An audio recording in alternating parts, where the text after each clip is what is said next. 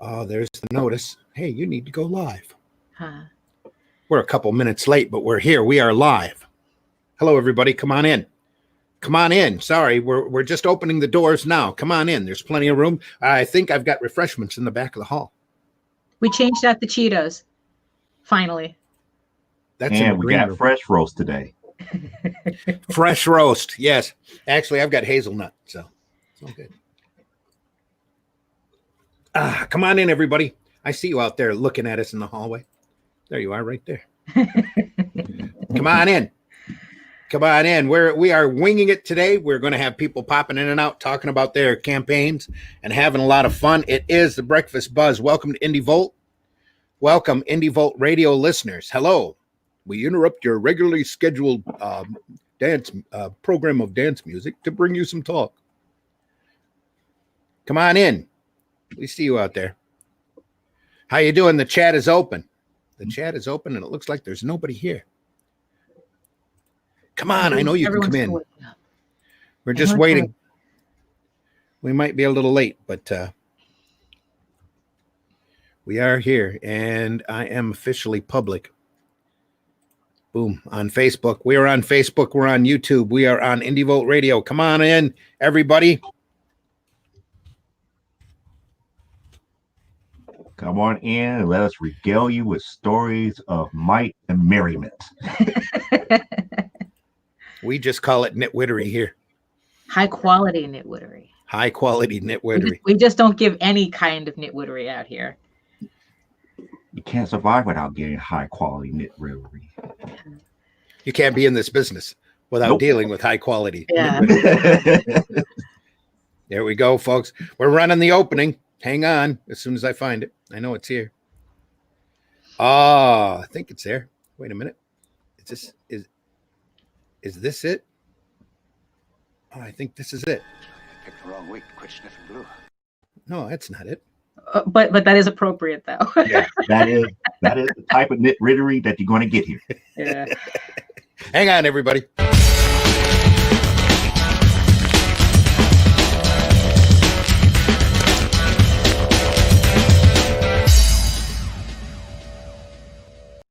Everything's perfectly all right now. We're fine. We're all fine here now. Thank you. How are you? How dare you? Welcome, everybody. Come on in. Yeah, that's kind of the vibe we're going for today. We're ending up with.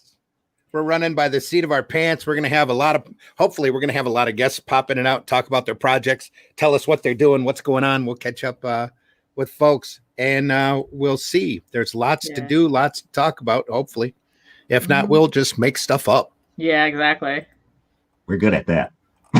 Good at that. I want to remind everybody of this. The views and opinions expressed in this program are not necessarily those of Indie Volt Media, LLC, and do not reflect the official policy or position of any guest or sponsors. Viewer discretion is advised. Remember, we are not responsible for our own opinions. We're not responsible at all. We're just reactionary people. We want to start the program by wishing Varian Grant well, your normal host here for the Buzz. He's got a doctor's appointment this morning and was feeling especially under the weather last night, or yesterday in general, which is why you didn't see a Geekgasm. So if the Grant household isn't together, then Geekgasm just doesn't happen on Wednesday nights. So we apologize for you not hearing that last night. We didn't have one, and we will probably have another one here next Wednesday. So bing, somebody binged. Yeah, that's probably my cell phone. Usually that's standards and practices telling us something about the show. That's true. It was just a notification saying, hey, Varian is about to pop in and saying Varian Grant is now live. Okay. Varian Grant. What's Varian Grant doing live? I don't know. I just got that notification here. It's got to be our program. He's counter programming. He can't be counter programming. I have him on the list on Facebook. So so now I got everything on silent, so no more dinging unless you do. Oh, that's all right. We ding all through the show. Well, I should be dinging. Daphne used to have a bird. So. Yeah, now I'm in the basement. She still has the bird. Still has. Yes, I'm just in the basement background. Yeah. Yeah. Uh-huh. Oh, I forgot to run our usual opening.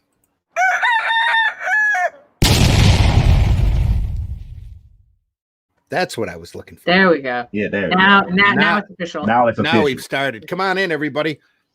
If you're watching us on Facebook, if you're watching us on YouTube, hit that like button. Don't be afraid. We're just getting started. We're just waking up. Well, we already have people in the green room. Oh, good. We probably shouldn't keep him there for long. So Uh-huh. let us all introduce ourselves. I'm going to bring Mark in anyway. Mark, Hey, how you good doing? morning. There he is, Mark. Mark's in a stairwell this morning. Whatever it takes. Actually, you're in a stadium, right? You're in one of those stadium stairways. I can see a chair behind you. Go time, yeah. Yeah. Wow. Good for go time. Hey, everybody, you're listening to the Breakfast Buzz. Welcome aboard, anyone out there in Indie Volt Radio Land. My name is Randy Zimmerman, and I am your impromptu host for the day, as Mr. Varian has a doctor's appointment. And we wish him well. We hope he does better, where he's trying to skirt from having a hospital stay, and we're kind of hoping he doesn't have to, but if he has to, he has to. So I am a longtime alternative and independent comics publisher, creator. I've done everything in the direct market and in this business that you can imagine, and probably for a number of years. I've been doing it for decades, literally. I'm an award-winning commercial and graphic artist whose main specialty anymore is doing sequential art for advertising and education, and doing this Indie Volt podcast. So welcome aboard. We are joined today by, we're at the start, by some great folks. Hey, Joe D. McPhee is in the house. Joe, how you doing? Yes, I'm doing very well. My name is Joe D. McPhee. I am the president of Ajax Studios. I am the writer and creator of Amazonia, AWF, and Primetime Saturday Night, of which Amazonia issue number 1, 10th anniversary edition, is on Kickstarter as of right now. Awesome. We'll talk about that here in a second. And also, we're also joined by Daphne Lage. Daphne, how you doing? Hi, good morning, everybody. Good morning. My name is Daphne Lage, and I'm a cartoonist, illustrator, and comic book artist out of New York. I am the artist of the funny animal fantasy comic Tall Tales and the upcoming Ego Raven, Heir of the First Unicorn, premiering on Kickstarter January 4th, 2021, which is kind of weird saying 2021, I have to admit. You can check out my work and sign up for updates at talltalesonline.com. That's TAILS, and my YouTube channel at Daphne Lage Art. Awesome. And we'll talk more about that in a second. Also joining us for probably just a few minutes is Mr. Mark Darden. Mark, how you doing? I'm doing good. Doing very good this morning. I'm creator of The Guano Guy, which is presently on Kickstarter. It's an all funny book. There's nothing serious about The Guano Guy at all. So if you just need silly entertainment, that's all we have. So I keep meaning to have you on the Sunday Funnies program so that we can really, get in the meat and potatoes of it. But I guess we can now. You're on Kickstarter, did you say? Yeah, we're on Kickstarter doing the 7th comic. Plus, and then there's the Geek Girl crossovers in there. So he's already managed to cross over to another world, which is pretty exciting. And he fights bad guys for fame. Let me pull and he that wears a lot of pouches. So if you're into pouches and accessories, also the book for you. Do a lot of spoofing, a lot of silly jokes. Anybody out there that's still watching cartoons, this is definitely the book on paper, It's the cartoon on paper you were looking for. There we go. I think I got it. Oh yeah. There we are. Tell us about Guano Guy. Yeah, Guano Guy, he's a shameless self-promoter. He's just out trying to make it big as a superhero, and saving people as a byproduct of trying to get that fame and fortune. And so we're on issue number 3 there, as you saw. We got some cool covers going. But Guano Guy, the really great thing is all the puns, all the silly references, lots of making fun of Batman, because I love him, but he needs it. He's very reckless with his sidekicks. I have almost an entire issue on that. I mean, the orphanage has cut him off. We're sorry, Mr. Guy, but you can't take any more of our kids out for day trips. Yeah, he's very reckless with his sidekicks. But to be fair, it's also educational because we use alternative methods to solving crime. It's not just violence. That's actually rarely the case. We promote stealing thugs gas, talking to robots. Just talk to them. See why they're there. You don't know. They might not understand what a city is.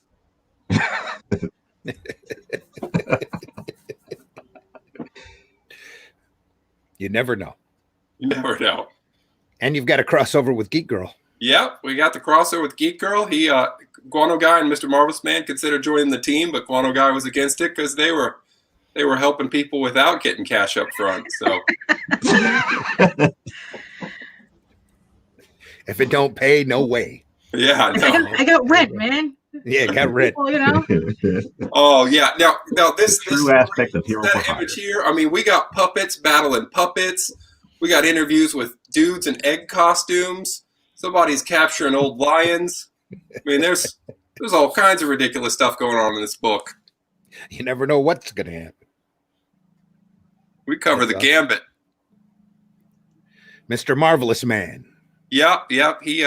We talk about how he doesn't quite see the world right, which is not good for these people down in this park that really need help. See, like a Superman parody? Very similar. Yeah. Except he's about 5 years old. Like, he didn't actually grow up during the time going from the old planet to the new planet. Oh. I mean, if you spent your young adulthood just sitting by yourself, you probably still be pretty immature just because physically you grew up. Yeah. So how many? So how long is the Kickstarter going for? I mean, We got a couple more weeks, and we got 7 issues. And I hate to talk and run, but I better skedaddle. I knew I had to just pop in for a few minutes. Get to work. Yeah. It's a good thing we were able to have you on for as long as we did. I know you're probably in the middle of a busy job, so I got to get going. But I thank you guys for having me on. Thank you very so welcome. much. Thanks so much for coming on, Mark. Bye. Good See you morning. soon. Everybody, that's Guano Guy. That's currently on Kickstarter right now. You need to look at that. We've got cows at sewing machines and all sorts of crazy things going on. It's really awesome. Thanks, Mark, for stopping by as long as you did. I know I think he's a air traffic controller, actually. Oh. So he was probably talking to us from his from the stairway of the tower. Yeah. So luckily we didn't hear any planes buzzing in. Oh boy. I gotta run. Or worse. Oops. I'm sure he was on break. So anyway. No, but I could see that as a great stress release from having a high pressure job there. Doing silly comics, doing crazy silly, crazy silly, good silly comics. You know, when you're a little tired of the edgelord stuff, going on right now. And quite frankly, who of us out there isn't tired of the edgelord stuff? Yeah, I know, really. Everybody's got their own broad, epic, dark, realistic. Only this time, right? Only this time. Another. Happens. Yeah. No. We love. So here's we don't want to dismiss anybody making edgelord comics because all comics are good. That's my next comics title, Edgelord. Yeah. Absolutely. That's Guano Guy number 3. The entire collection is now available. He has 45 backers. He has 15 days to go, and he's got what's the $3,000 goal. Okay. So he's not even halfway there on a book like this. Come on, folks. You need to take a look at this when you get a chance. Pledge in if you can. This is craziness on a whole different level. You don't see books like this pop by very often. Also, it's 7 issues. That's a lot of reading. That's a lot of bang for your buck. Yeah, because there's a number 0, there's a number 1/2, there's a number 1, there's a 1.5, there's a 2, there's a 2.5, and this is number 3. So he didn't do a 2 3/4. Right? Yeah, I know. Yeah. He's probably mad he didn't think of that. No, Let's just run with it. 2 7/8. 7/8. Yeah. Uh-huh. That would be great. Or a 0.5. That would be yeah, we can always slide those in. Geek Girl crossover, all sorts of guys in eggs costumes, he said. Look at that. It's insane. Cool. Anyway. You. Exactly. Right. Very much so. All right. Thanks again, Mark. He disappeared, but he didn't stop his connection. That's kind of odd. At the rush. I kicked There him you go. anyway. Okay. There he goes. He's kicked. Hey, everybody out there. Thanks again for joining in. We have a few more listeners and one love. Thank you very much. Whoever clicked that, hit that like button, hit that share button. You can share the link out, especially if you're on Facebook. Share it around. And if you're watching this on YouTube, do the usual: like, subscribe, bring the channel up to 1,000 so they can finally get some money. Yeah. And remember, you can point and laugh all you need to. Uh-huh. So we don't care. Just go ahead. Exactly. And let me go ahead and share now. It's not like we're going to see you. Hey, anyway, never mind. I'm going to get Meredith and send one, see if she's open this morning. Well, she's obviously awake. She's awake. She seems to be The awake. question is, does she have some coffee? That's a big question. Uh-huh. Come on in, Meredith. The pool's fine. The water's still a little wet. Yeah. Oh, I'll send that message out. There we go. She might have other things going on. I am not sure, but she's welcome. Welcome to come in. If you'd like, Meredith, I just sent you a link. Like God just said, happy Thursday. Looks like. Yeah.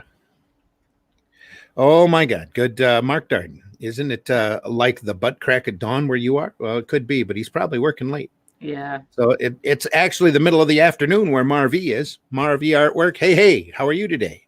Awesome panel. Oh, hi, Mark. Hey, Marv. Hey, Marv. Hope you're doing okay. Meredith. Yeah. She's not here yet. Waiting for my comic from Mark. Uh-oh. Cool. He must have bought in. Yeah, well, I don't know how the post office is doing right now. So Yeah, I know that the international stuff usually takes a while. Even the national stuff anymore. Well, I just found out that in order for me to mail a letter from 2 miles away in Flint City proper, all the mail gets rerouted to Pittsburgh. Oh, brother. Don't ask me how that happens. It just does. So, not for nothing, though. Florida had a very similar system before, for years before, like it just to mail something from Miami to Tampa took like 2 weeks. ouch. Yeah. Yeah, it seems to get crazier and crazier. Yeah. So I think they're doing that because they're warming their hands up for the ballot fiasco. Nah, I'm suiting up. I'm suiting up, and I'm doing it in person. I am too. Yeah, I am too. Yeah, it's a ritual for the wife and I. So. Mm-hmm. Yeah, they're doing early voting in New York. So at the end of the month. Yeah, yeah. I think like the October 24th. I think. You're just going to open up places and call them. Yeah. Well, around here you just have to do it on the day, but we always do it. Well, yeah. Either way, it's like it was never crazy where I am. So, I get up early. I go. I'm usually the first one there, and we're good to go. Cool. Joe, did Hey, you want to call up your campaign? Oh yeah, let's talk about Amazonia. Yeah. That's why you're here. And John Celestri's in the house. Hello, John. You have a link. Feel free to pop in and out as you'd like. We just had Mark Darden on talking about Guano Guy. That's kind of the idea today, is just to jump in and say, hey, I've got a campaign. See ya. It's okay to do. Or you can stick around if you want. We have plenty of spaces. And, we can always put Meredith in the Ann B. Davis square. Or the Paul Lynn square. We can all start. yeah, I'm about to say Paul Lynn, or what was her name? Joan Rivers. If you watched it in the 80s, late 80s, Joan Rivers Square. Well, I keep telling Varian we need to do that kind of a game show and have people call in questions. Right. Oh, that'd be fun. Yeah. Where we can hold up little X's and O's. Yeah. Well, hey, popping into our green room, I'm going to bring him in before he has a chance to eat any of those Cheetos. We have Russ Leach. Russ. So, Hey, Russ. My mouth Russ. is full of Cheetos. I'm Oh, sorry. hey. Just dust off the We're all top. adults here. We're very sorry about that. We keep meaning to bring in trail mix or something. It's just Cheetos. Someday we're going to have somebody on and their mouth's going to be all orange. I know it's coming. Really. I know it's coming. That was good. How you doing, Russ? Yeah, good, thanks. Yeah, I'm starting to wake up now. Ugh. I thought it was the middle of the afternoon where you are. It is. I was up all night. Oh, So, okay. I know you're on Billy's show. Yeah, I yesterday. went on a Billy show. What a lovely man he is, and Niall. Oh yeah. The whole bunch of guys over there. So yeah, I think I pretty much hit my target straight away after Billy's show. So That's good. I was Oh, worried that's about it. I was worried for a Thank you. second. Me too. Yeah. so yeah, I've asked around. I spoke to Billy and to other people, and I think I may well be extending because I've got some great stretch goals that I'd like to get out to people. You're on so, Indiegogo anyway, right? Yeah, I'm on Indiegogo, so Yeah, I can do that. Yeah, You can jump in demand. yeah. Yeah, you can stretch your campaign and then go in demand afterwards anyway. So, That's cool. so that I can extend the campaign. I've got a couple of other jobs that are lined up now, and then I'll get straight back into book 2. So, yeah. Cool. Anything you can talk about? No, nothing that's public yet. I all love the that. best work is under NDA. Yeah. Yeah. What are you working on? Oh, I'm working. It's rough. What are you doing? I can't tell you. I am waiting on some external work, so it's sort of outside of comics for some storyboarding for a film that I'm involved with. Sweet. It's called Noontide, and I think that's probably going to get a Netflix release rather than a cinema release. Mhm. But yeah, other than that, it's all comics at the moment. It's good. There we go. Only Death Can Save Us. It's on Indiegogo. And yeah, I think you've doubled since I looked there last. That's awesome. Yeah, yes, it's done really, really well. Just like the support I've had is fantastic, and you know, obviously, quite out apart from all the backers, outside of all of that, people sharing and just giving their time. Yeah. You know, the indie scene is just full of people prepared to give their time, and it's great. Like you guys, thank you very much. Your help. You're always definitely welcome. Our pleasure. We just don't want you to suffer from overkill or I don't know. I don't think there's such a thing as overexposure right now. Not for small fries like us. Not No, for small fries. Yeah. You know. Always it's like pleased to come on. Yeah, JD was putting together his next Kickstarter, and he was like concerned about like, oh, I want to offer like this thing, but I don't want to look too greedy. And I go, look, Jeff Bezos is greedy. You're just making coin. It's like just put up the reward. yeah, do it. It's as long as you're providing entertainment and people want it. Right, yeah. It's a transaction, and exactly. it's a good transaction because you're offering them a place of solace. You're offering them entertainment and a place to imagine and be, and they want to give you their money. Like I say, it's a transaction of time of a bit of your life for a bit of their life, and it's solemn. It's it's telling stories and entertaining people and putting a smile on people's faces, which is so important. It's it's a good thing, and there's nothing wrong with being paid for it. Yeah, exactly. No. Although the way you worded it, like we're trading our time for like our time from our life with you. It's like, oh, it's almost like a sacred transaction. It's like, it is. It's my comic, and you know, yeah. It is a sacred transaction because you're touching people, and in return they're touching you by buying your product, by investing themselves in your stories. So yeah, it's a good thing. It's a great thing. Very true. Yep. Yep. So tell us about Only Death Can Save Us. It's Bronze Age inspired. You can see from the art there, or if you're on the radio, you can just tell from my passion. It's definitely a passion project. It's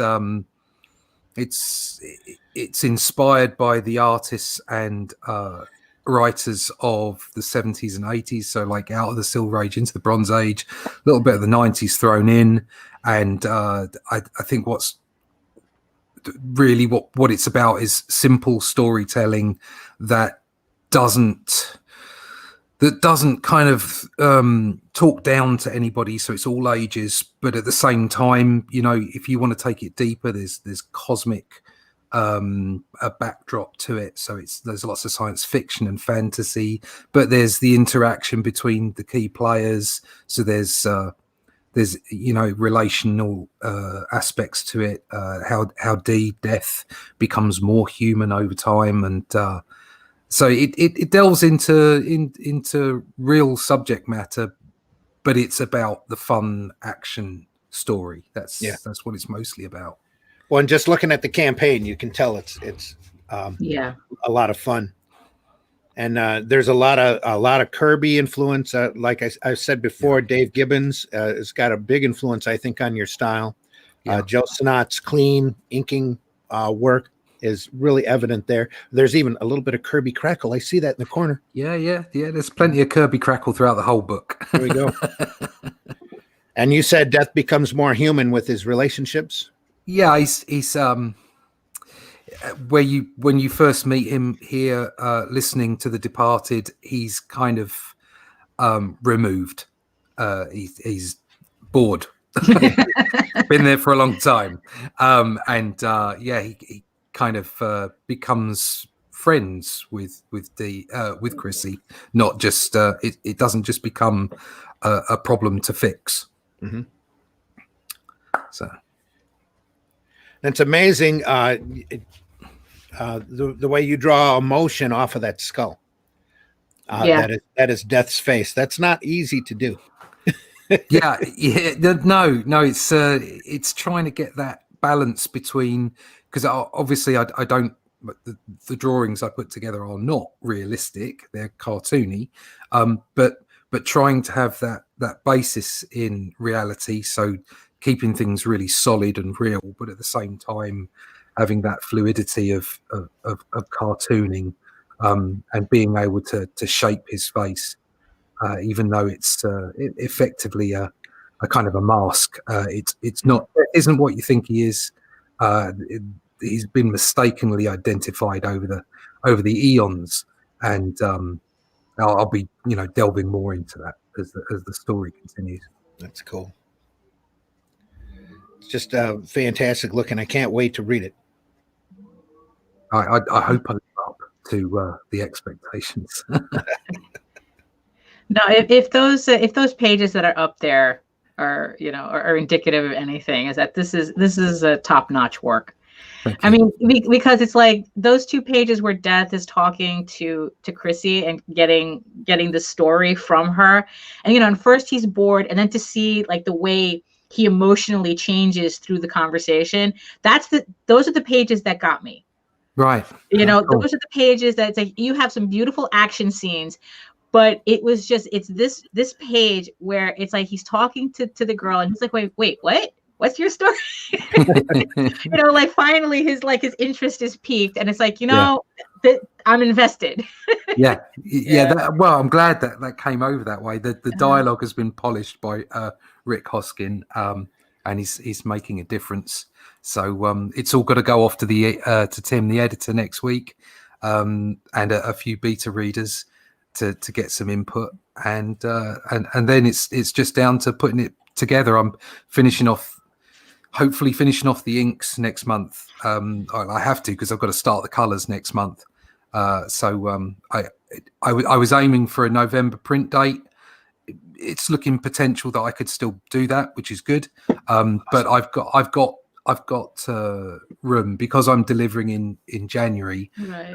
And I've spoken to the printer. I could actually have it printed right at the start of January and still start delivering by the end of January. So I'm still within the scope of the delivery dates. And I built in some slippage there, because it's just as well, actually, because getting onto everybody's stream and kind of marketing yourself it definitely takes more time than you expect. Yeah, it really does. Yep, it does.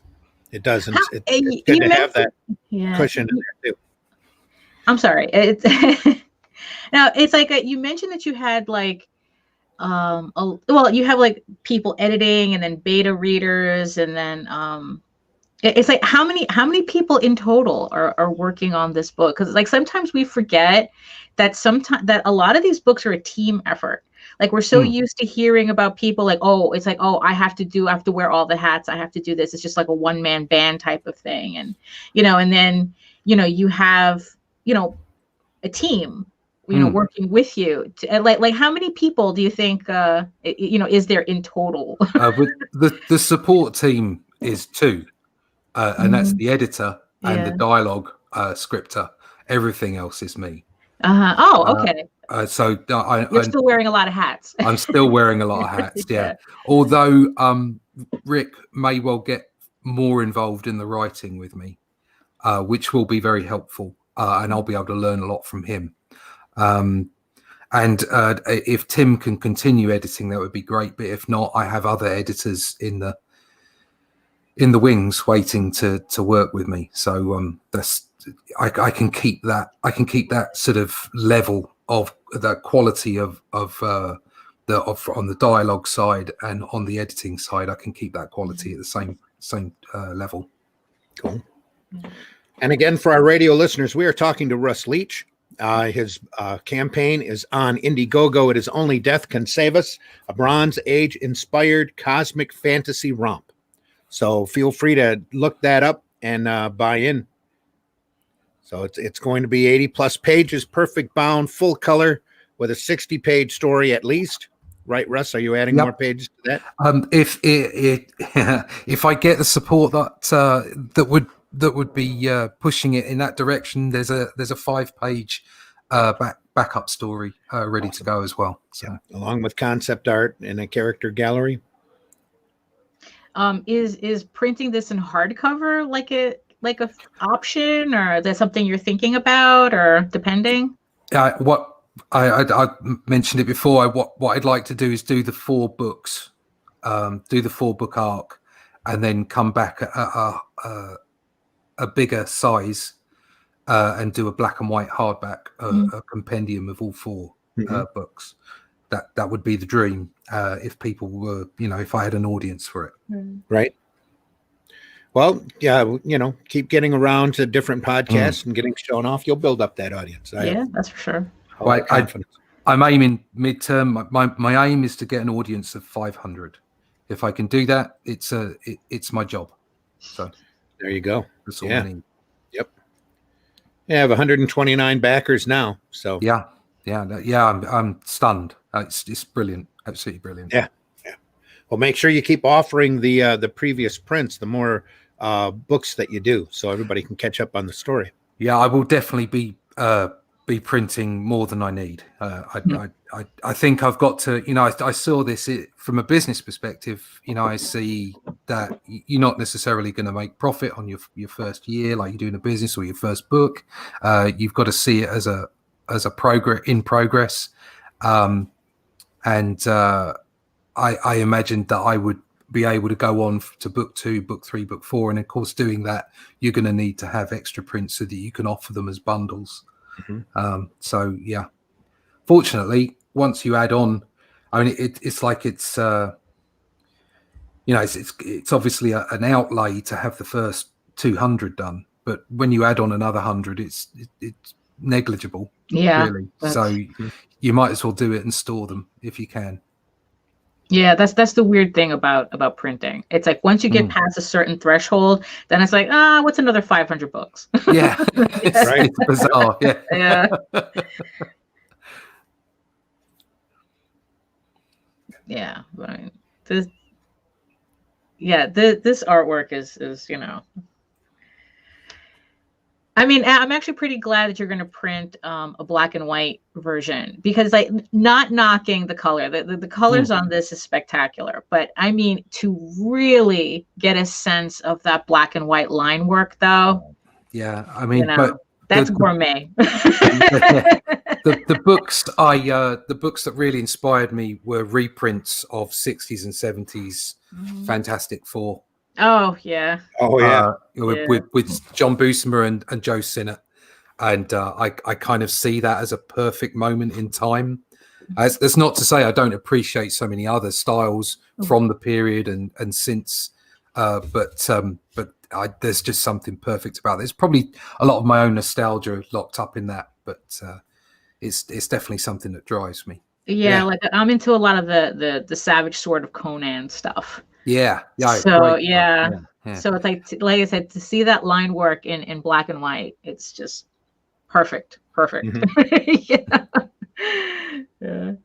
And you grew up in England, right? So you Yeah. got to Yeah. buy all of the Titans and the Captain Britain books as they were coming out. That's right. Yeah, my first regular book that I bought with my own money was Captain Britain Weekly, and that had the reruns of Fantastic Four.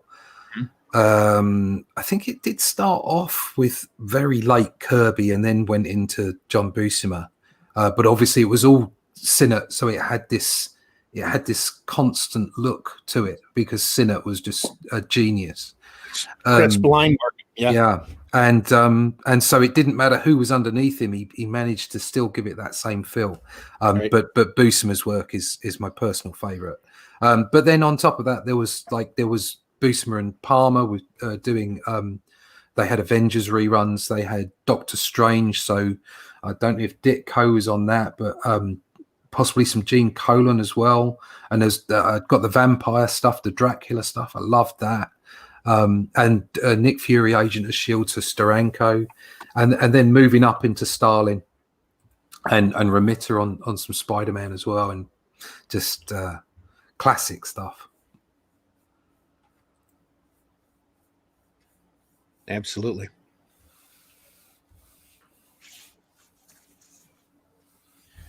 I've gotten quite a few reprints of the British reprints over there. I love the old Titan book that used to open up. Was rectangular, more. It was wider than it was tall. Yeah, that really weird shape. There was the Titans. They did a Spider-Man one as well. They used to run all kinds of stories in that. They reprinted Mighty World of Marvel over here as well. Yeah. And just fantastic books from the time. I've got old Avengers books as well. Lots of Sal Buscema and so Rom as well. John Buscema. Whole period there. That was just amazing. These books are an absolute godsend. Getting the essentials, if you can see that. I don't know, can't really see. Oh, there you go. Yeah. It's that's a Fantastic Four. Book, and the essentials line, because I don't think you can get them new anymore. No, just the work in them. I don't know. If you look, and just there's something a bit bigger. Just how clean it all is. Oh yeah. And the storytelling as well. Yeah. The pencils underneath it, the ability by those artists to convey energy, drama, and at the same time just push a story on. It's second to none. So, like I say, I'm a big fan. A lot of the stuff from the 90s as well, but it became very bombastic, and sometimes the storytelling was lost a little. And those older books, the story was king. So that's my thing. It's like it's like reading a meal, because it's like the lines are so bold. The artwork is very bold. I mean, you can tell what's going on. You can tell that it's like everything is in service to the story, as opposed to we have to make the pages as pretty as possible in order to sell the pages. Yeah. There was a lot of that. And I've got plenty of books from that time. You've got to appreciate the art, but sometimes it's the medium was getting a little bit bogged down by it, I think. And I think it turned a corner, actually. I think in more recent times there were some really good storytellers, but it does seem, along with the colors as well, sometimes it just seems a little bit too much. Everything gets exaggerated over time. But there's a lot to be said, though, for the old days where you were fighting to be seen from the newsstand instead of fighting to be here in the States, especially if you're working in the independent market. You're fighting just to get to the stand, where the majority of the retailers just order us for their pull list. Yeah, that's right. So that was my big problem when I was self-publishing. I was trying to do books for retailers to take and put on the stand, and I quickly found out that we were mostly ending up on retailers' pull list shelves or in their long boxes for specific customers that have pre-ordered us. Yeah. So you didn't get a wider audience. Yeah. I mean, it's like I've been to stores, I mean, that they're supposed to be like, you know, that they're all encompassing and whatnot. And all the independents are like just dumped on one corner shelf. Like they're not even spread out. Like you kind of have to dig. Like it's just, you know, it's just like, oh, okay. Depending upon the retailer, because there are retailers out there that treat the independents real well. And those are very few and far between and very, very special. So. Yeah. And back to John says, happy Thursday. Meredith says, I'll try to pop in for a little bit, trying to get caught up with some work emails. Totally understandable, Meredith. We are flying by the seat of our pants today. Yeah, exactly. Marvie says, I was sharing the link and bang, Russ is here. Yep. Right. Says, and Marv has to go back to work and he'll see it on the replay as always. Just can't wait to be with you and chat a little bit. He misses that. Be safe and keep rocking, Marv. Yes, we'll have you back on again very, very soon. He said goodbye to Meredith. Glenn Ford is in the house. Good morning, everyone. Good morning. Glenn Ford does toy reviews on his YouTube channel. Since I have a few Titan Transformers books in the collection. Oh yeah, yep. So I also have those Essential Avengers volumes. I have an entire bookshelf back behind me that you can't see because the basement is really cluttered and dingy. That is nothing but essentials. A whole nother bookcase over here that's nothing but Showcase Presents, because those books were so awesome when they kicked them out.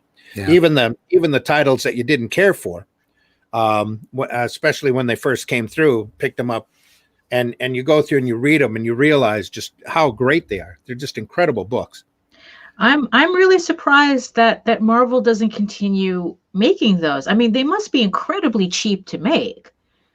Most of them were newsprint and probably too cheap to make. They'd rather sell $150 omnibuses than something accessible. On that, you know how printing goes. Once you hit that 10,000 or that 5,000 mark, your per unit cost just drops straight to the floor. Yeah. Forget trying to bring in new kids from bookstores, copying the manga method with a lot of book, a lot of story in a really thick book, almost a phone book that you can sit on your shelf. No. You got to get the big collector's book. Right. Yeah. It's kind of, and then they wonder why their audience is shrinking. Exactly. It's like, it's like I would, like if you didn't know anything about comics and you walked into a store and it's like, well, where do I start? And they're pointing at a $150 omnibus. It's like, who relates to that? Nobody. I don't even know very many bookstores that carry the bigger omnibuses, that they're more available through the retailer. Right. Or later, exactly. Yeah. Later through Ollie's, Right. Meanwhile, like all the Conan, those Conan books, I was able to get off of a retailer for like 4 volumes for like $20. Yeah. If you go to conventions, especially around here, you can catch those essentials and collection, the newsprint collections like that for $5 a pop. Yeah. But even when their cover price on those was $15 to $20 at most. Right. Yeah. Exactly. What a bargain! You're getting 25 issues, or I think Savage Swords. There were 10 issues of Savage Sword, and then it's all the Savage Swords, especially, were all classic Conan. Yeah. And stuff. That's why they ran for hundreds, didn't they? They got up into the 200s, I think, on Savage Sword. On that, just consistent work. Just some incredible stuff. Right, and that's the stuff that everyone that like, because I remember like when the new Conan movie, the one with Jason Momoa, came out, and I recognized all the beats because I was reading the comic. I was reading those Savage Swords. I was like, oh, I know that story, and I know that story, and I know where that's from.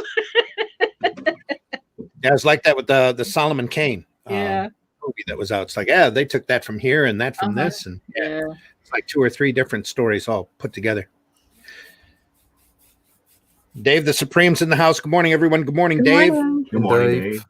John says simple is best. Yeah. John would know. He's a longtime animator. He's welcome to come in. I know I sent him a link this morning.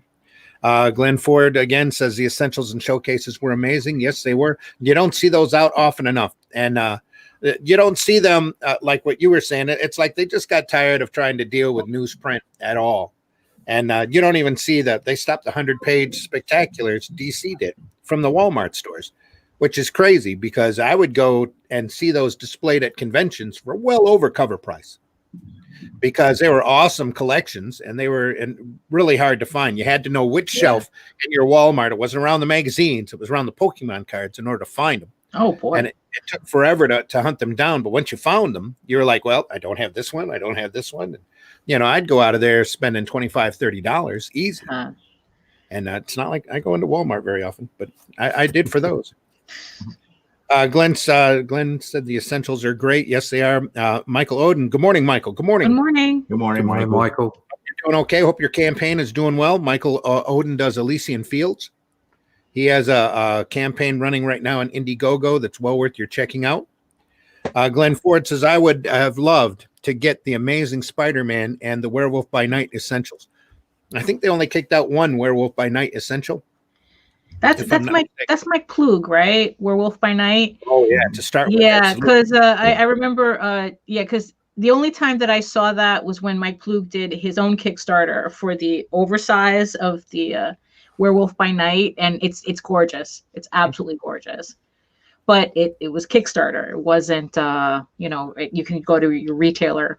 Yeah. And again, Mike Klug's one of those artists that as soon as you open up and take a look at it, you know him by his style, by the feel and look of his work. Yeah. It's just he's very much an individual artist. Just great material. And then it's like realizing how many movies he worked on. Like I had no idea he worked on The Thing. I'm like, oh my God. It's like, it's like, a lot of Henson stuff. What else? He was just like on a lot of movies, like The Abyss. I think he did work on. Just a lot of work. You can see a lot of his work personally up on Wizards. Yeah. Did a lot of that. Glenn Ford says the Tomb of Dracula ones would be cool to have too. Yeah, the Tomb of Draculas are really, really good because nothing matches. Very little matches Tom Palmer going out over top of Gene Colan. And just the consistent writing on that title was amazing. My only problem with the Tomb of Dracula essentials is once they got past the initial Marvel run with Colan and Palmer, they started reprinting the black and white magazines and conveniently went through and edited out any hint of nudity. There was a lot of topless nudity that they shuffle and reshuffle and cover, and it's not like getting the exact reprint. But what can you do? Because they were going to be sitting on bookstore shelves, so they had to do something.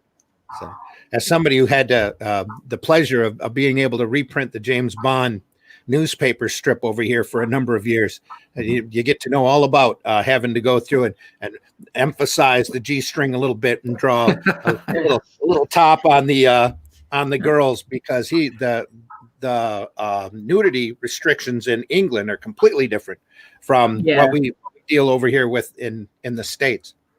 So all the girls had to be covered, or I heard about it from the moms. I let one picture slide by of an exotic dancer who had daisy pasties on, and I heard about it. Oof, never again. I remember when I was a kid, I'd see the strips in the papers, in the daily papers, and there was one called AXA, and she always had her kit off, and there was another one, and it was. I can't remember the name of it. It was basically a married couple, and they were always in and out of bed. It was constant, and even occasionally in a Garth strip as well. So it is completely different. Yeah.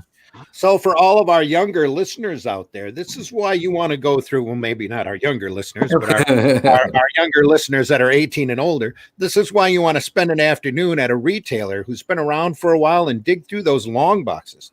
Because you never know. The AXA material was all reprinted over here, I believe, by Blackthorn. Somebody reprinted them at least once or twice over here. Same thing with the Garth strips. If you're lucky enough, you can find a reprint collection of those. And I know all of the James Bonds have been reprinted in really nice collector's volume that you can get up on Amazon. And the cool thing about the James Bond strips, especially the early ones, is I want to say John Connolly. I think it was the same team that worked on Modesty Blaze for years. Started out adapting all of the old James Bond novels, and they're faithful adaptations of the novels. So you don't get all of the tropes that you see in the movies, but you do get a faithful adaptation of the Ian Fleming books in comic strip form. They're amazing to do. I was real happy to be able to reprint that.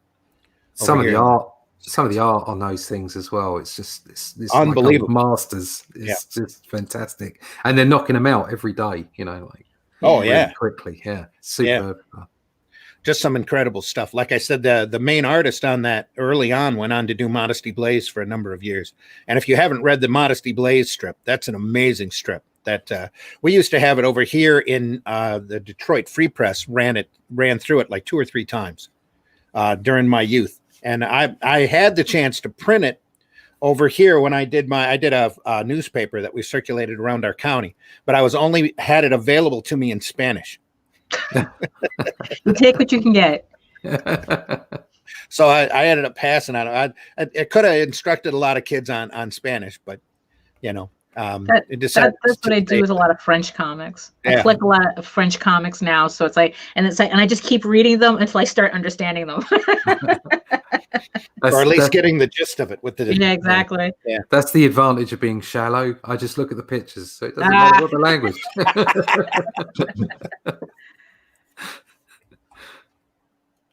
Michael Oden comes back and says, "Thanks so much, Randy Zimmerman. I appreciate the shout out. The campaign is going well. I can also hang out for a little bit if you'd like another person to hop on. Give me a chance, Michael. I'll send you a link as soon as I can."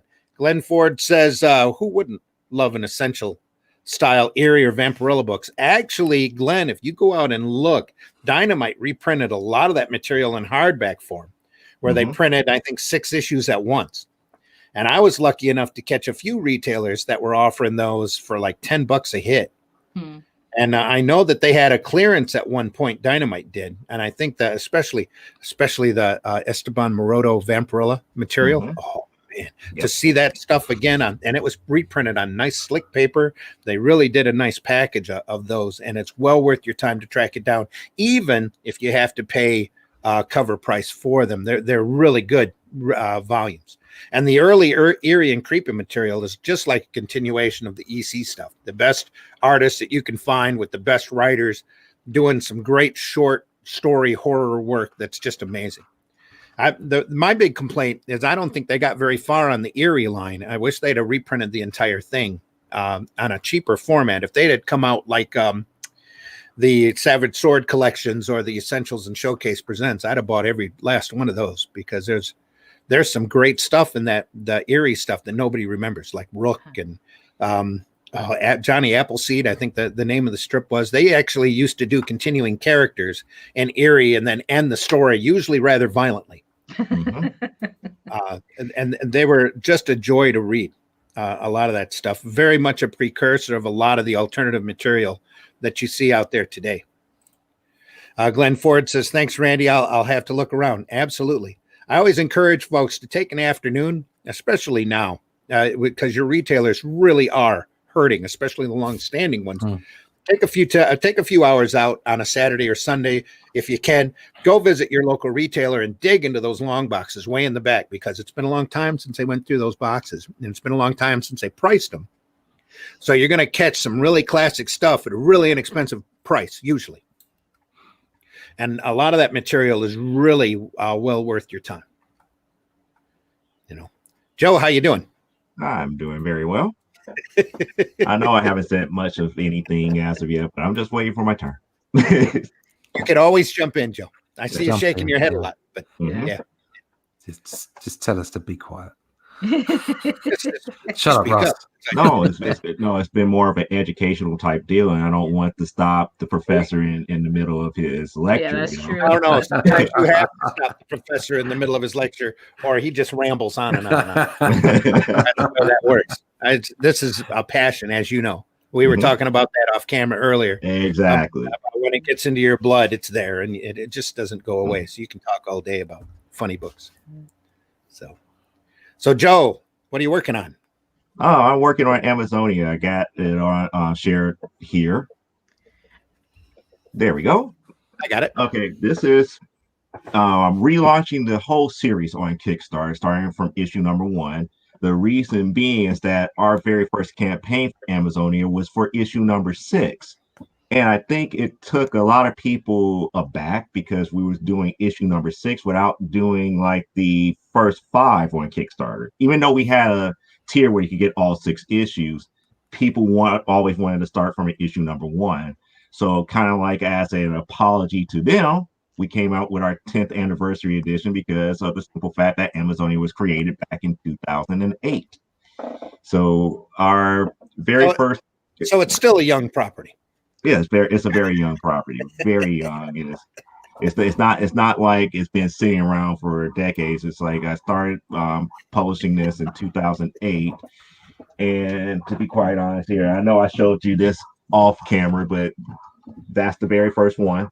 Hang on, I gotta blow that up there. Okay. Boom. Oh, you got it graded. Not just an old one, but a slabbed old one. Yeah. 9.4. Yeah, there you go. It's like that's how the original one looked here. It did not get that much of a great reception when it first came out because people were thrown off by the artwork and everything, but they was always curious about the story. Eventually, we got to like issue number 3, and that's when Comixology, before Amazon took over, took interest in it because they read the books and they was like, you got something there, but you have to redraw this first issue before we could carry it. So this is how we got to this version, the 5th anniversary edition, which became the de facto standard where we redrew everything here. Now the 10th anniversary edition is like getting both of these all at the same time. So you're literally getting both number 1s at the same time here with the 10th anniversary edition. Only with that book, you can open it up and read it. Yes. It's not like this it's one has not seen forever. the light of day since 2010. So yeah. this one has not seen the light of day since 2010. So we have stopped selling this since like 2010. So the only way to get a copy of this is to actually get the 10th anniversary edition. Got it. Yep. So pretty much, if you go back to the other screen here, what we did is like we added both books to the original format here, so you're getting both of them. We had also for the early backers, you could have got the C2E2 version of it as well if you was an early backer on the first day here. But we have, I think, about 6 or 7 people that took advantage of that here. But to get to the overall story is about a character by the name of Elisa Masters who is coming back to her hometown after being away for 7 years. The reason that she had to leave her hometown is due to an incident that happened in her senior year of high school where she was was arrested and almost convicted for murder. But eventually it was overturned because they looked at it as self-defense because of investigating what actually happened. So in those 7 years, they discovered that she had superpowers because of her stature and everything. People was afraid of her, so she was forced to go through this government program to train her to be a superhero. So after 7 years of living a superhero life, she comes back home. She just wanted to be just normal, just like everybody else here. However, coming back to her hometown, she finds out, through her parents that the city was pretty much being inundated by a corporate mogul who pretty much has us missing everything. So everything from like the police to businesses and everything was just so corrupt there that, something had to be done. So this is pretty much like her adventure is pretty much starting back over from square one, hoping that people would now accept her, as a regular person and dealing with the aspect of freeing her hometown from the grips of this madman. So as we scroll down here, what we've been offering as far as our stretch goes is actual different art prints, 8.5 art prints of different artists who has actually drawn the actual main character here, as well as some of my 3D artwork for later on. And then we also have other virgin variants. So if we hit the $1,000 mark, we get the actual 10th anniversary variant cover done by Christine Bronson, who have worked for Alternative Comics for Amazing Age and has her own book by the name of Undead Norm. And currently she's had a Kickstarter, what was called the Blood Drenched Creature Double Feature, where she's a part of issue number 3 for Phantom 79. So it's been a blessing that she's been my colorist for the past 3 issues, or well, about to be 3 issues, because we're about to work on issue number 7 here. And then the $2,000 level, we do the homage to the original cover here in 3D format. So that would be the other variant here. And that's how the standard issue would look like here. I do have that in my presence. If you can go ahead and switch the camera again. Give me just a second here.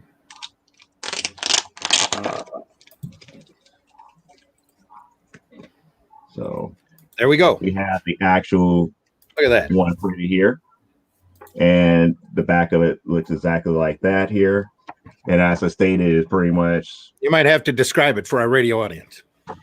As you can see here, we have both issues. I give it to you in its entirety from cover to cover, for you could see the actual aspect of it. The way that it looks from the current solicited one that we have as of right now, to the original origins, top to bottom.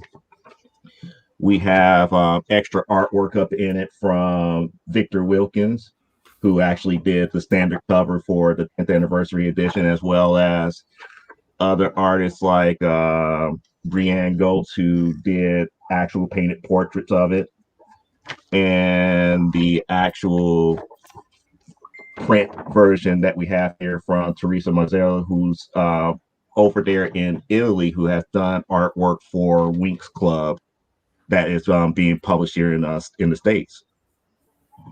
In addition to that, we also have a tier where you can get this version variant print, which is more of a little bit more of a risque version of the cover here. As you can see here, it's pretty much Elisa on like a playing card and everything to that magnitude. Mm-hmm. Same contents and everything. And we do offer a art tier where you can get the blank sketch cover version of it as well. And if we could switch over to the Kickstarter, we do offer several of the pages here. One of the things that as I go back and relook at issue number 1 is that I could have did a lot better on the lettering here. But that's kind of like a learned process, even though I do have a small background in calligraphy. A cool thing about getting books like this, IPs like this, especially personal ones that people pour their heart into, is that you can see the evolution as you go along. You're always going to see flaws. I don't think there's any of us that don't go back to our earlier stuff whenever we really want to wince and go, oh, that didn't quite work right, or I'd have done that from a different angle, or the more you do. Just like with anything or learning any skill, the more you do, the better you're going to get. So that includes lettering, that includes coloring, that's everything. So it's always fun to pick up properties like this in book form and be able to see that evolution. And that was the major reason why I decided to do the 10th anniversary edition this way, because a lot of people don't realize where this book originally started from, which was done only with 3 standard comic book pages and a sketchbook. And the final product eventually got to the format that I'm showing you here. Mm-hmm. Which is, as I grew as an artist, it's like I slowly was getting better. It was getting better, and actually understood what I was missing and how I was missing certain things, and getting better at, just storytelling as a whole, as a visual art form.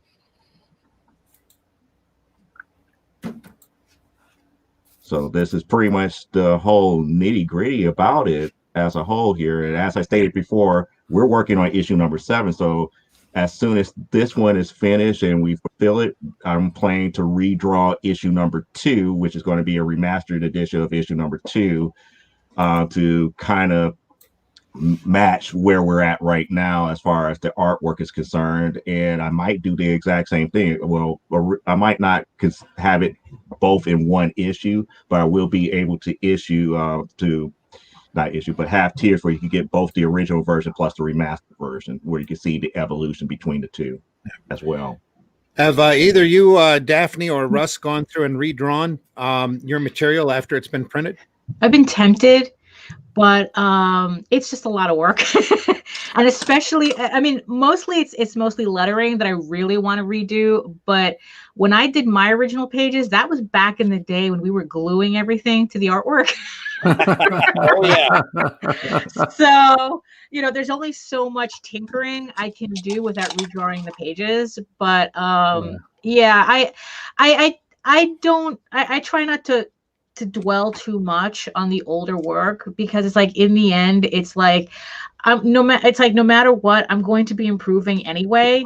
So even if I redo that artwork later, it's not going to match up anymore. So I might as well, like, I keep talking about respecting the artist I was back then, and just letting it go, and just concentrate more on just moving forward with the work, as opposed to just constantly redo. Although in Joe's case, like, he was asked to redo it, so that's different.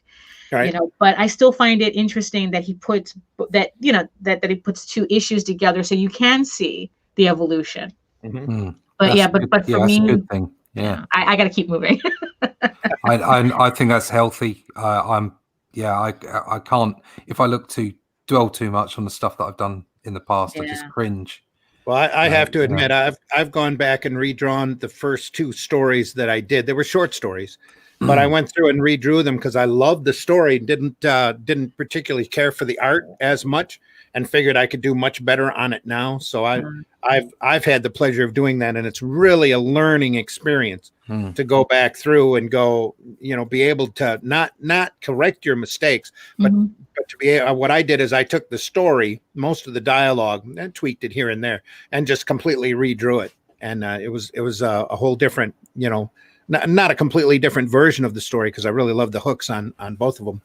But it was fun to do, and for me, I thought it was a big learning experience, because I could sit there and go, I wonder what I was thinking about there. Or, thank goodness we no longer have duotone, or duo to deal with, and I can put the gray tones in right here in Photoshop. And exactly. I think like what you were saying, gluing lettering on, and most of the work I've done up to this point has been production, so you kind of got to leave it. You got to walk away from it afterwards. You can't go back and play with it. If it's your own creation, you can kind of afford yourself that luxury if you want to. And like you say, it can be a great learning experience, because it's amazing what you pick up over time. All kinds of techniques, not just artistic ones, storytelling ones as well. But pretty much all of the stuff up till what I'm doing now has been so time production based, that it's like you got to leave it. You got to, but done is better than perfect. You got to hit that deadline and then just walk away. And there are some things. I certainly did see a radical change in my work when I got that regular gig. So I was doing Doctor Who every month for 2.5 years. That I saw a definite change in my work over that period of time, and you did kind of look back and go, "Oh, I hope they don't print those ones." If they're going to do a compendium, just like start at number 8. That would be really good. I hate to break it to you, and it's always the material that you cringe at the most is the one that you're going to autograph for the rest of your life. That's the way that works. That's the way that works. Just as I don't know of anybody that wouldn't agree with that. But the great thing from that experience is that it always put me in that mindset that you're always learning. You're not at one particular area. You're constantly learning. You're constantly improving. And that's what Comixology did for me. They got me out of that, whatever I did originally is good enough. And they said, no, you got something there. Develop it a little bit more, and since then it's just been a little bit more, get it better, learn this a little bit better, learn that a little bit better, and pick up things from other people. Pick up little bitty techniques from other people and add that in. always have something in that toolbox that you can always come back to reference to make your storytelling that much better. Yeah. Yeah, wise words. Yeah. Yeah. Because I mean the book that the comic that I'm going to be releasing in January, Ego Raven, that was like my hobby book that I've been working on the past 10 years. Like Tall Tales is my work book, and then Ego Raven was my hobby book that now I'm finally turning into a work book. And the artwork, the artwork is 10 years old, and I've made some changes to it, but it's like, unless it's like stuff is like heinous in it, I'm like figuring it's like, you know what, it still holds up. I still really like it. Let me finally put it out into the world and have it for it to stop being a hobby. Because I've seen like way too many people who it's like they're constantly working on that issue 1. And it's like, there's one guy in particular that I think of where it's like, it seems like it's the forever issue 1. Like, and it turns out it's because he has like 3 or 4 different versions of it. And I'm like going, oh my God, you could have done 5 issues by now. That's a real easy trap to get into. Yeah. Yeah. And then it's like, the funny thing is that most of the time the changes are subtle. So, for me, who's never seen the work before, it just looks like it's like, I don't see what you're changing. It's like, it's just over and over and over again. Like, because we're always going to be more critical about our own stuff. So, but like the person who's seen it for the first time, like, oh my God, that's amazing. So yeah, it's like they're really like, short of actually someone saying, no, you're not quite ready for prime time. Yeah, it's like, just let it go. Do an Elsa and let it go, because or else you're just going to forever be in that grind and no one's ever going to see your work. Yeah. I know an incredibly accomplished writer that had been working on his first issue over and over and over again. Never came out. Yeah. It's so easy to like I said, fall into that trap. You can't keep retooling it. You just have to do it, cut it, and like you said, cut it and run, learn from it, and move on. Absolutely. Although now that I think about it, it's like that actually might be like another form of procrastination too. Where it's like you just use that as an excuse. It's kind of like you mentioned a writer, and it's like, yeah, it's like kind of like, oh, I'm still world building. It's like, you've been world building for the past 5 years. So it's important not to fall into that trap, because it's like, it's either you're chasing perfection, which is impossible, or you're procrastinating, which means that you're kind of on a certain level embarrassed about the work when you have no reason to be. Yeah. So yeah, it's like something has to give. It's like either you really want to do this project or you don't. So push it out there. Unfortunately, in this particular case, the writer friend of mine had kept giving the work over to somebody that he respected to edit. And they kept coming back with changes over and over and over and over again. And this guy was this person was incredibly gifted. I mean, his work was just amazing. And it still, there's very little of it out there to this day. That's a shame. It is. But that's also like a third party getting involved, a little too much. Yep. Because also the other risk of that too, like when you care a little bit too much about other people, this is like the opposite. It's like you care a little too much about other people's opinions, and then all of a sudden you find yourself releasing something that's not really yours, that you're not really that committed to, because you're kind of like creating towards a formula that you hope works, rather than creating the story that you want to put out there. So true. We have a couple other people waiting for us in the green room. Mike, I'm going to bring you on here in a few minutes, but first we're going to bring in John Celestri. John, how you doing? Hey, John. Good morning. Hi, Daphne. Hi, Joe. Hi, Russ. How did I do, John? I'm doing fine. Yourself? You're doing good. Okay. Good.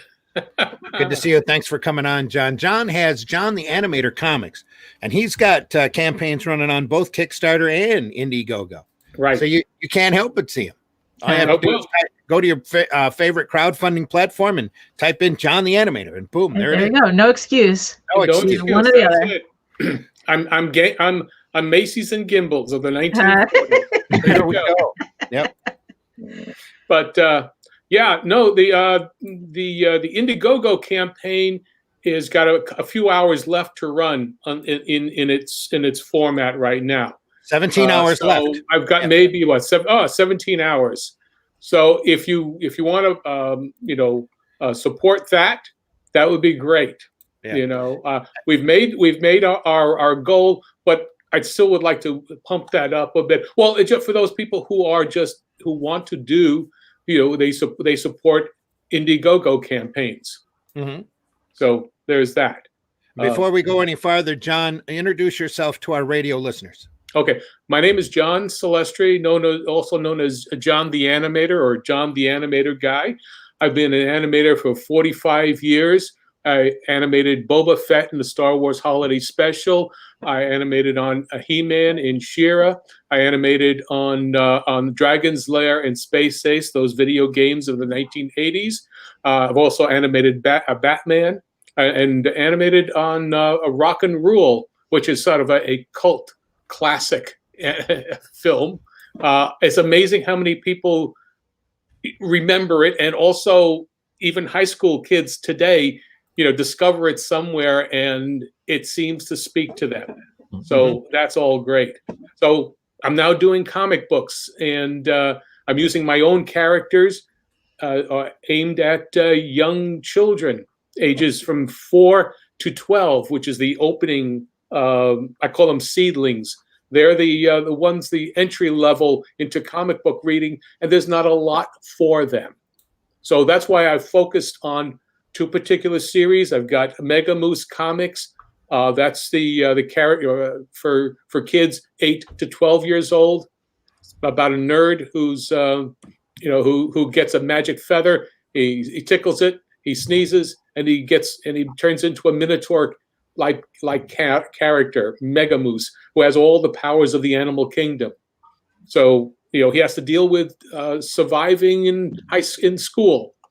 A Snuffy and Zoe, it's for 4 to 7-year-olds, and it helps to stimulate their animation muscles. It's not an educational thing as much as it's about 2 sibling bears who, when they're bored, jump into their magic toy box and have all kinds of creative adventures, like stealing cupcakes from a dragon, or getting captured by pirates made out of colorful balloons. But it's about creating your own entertainment. Mm-hmm. And so that's what that's what the John the Animator comics are right now. And then I'm going to announce this. Sometime after the year, I will start. I'm reworking and coming back with Bloodwing Angel, which is a webcomic that I had. Let me knock that out here. There, I'm going to enlarge you. Do you have a sample to show, or? No, I don't. Okay. It's not. I don't have that. It's not. I'm right now on this computer here. On the old one, I'm recoloring a black and white webcomic and giving it tonality. I'm going to. It's kind of a mix of colors for the certain characters, but yet the gray tones of what I had. So therefore, I'm not going to recolor everything, because that's not what it's about. It's there was a noirish element to an angel, an innocent angel having to being thrown into the world innocently and having to survive in it. Mm-hmm.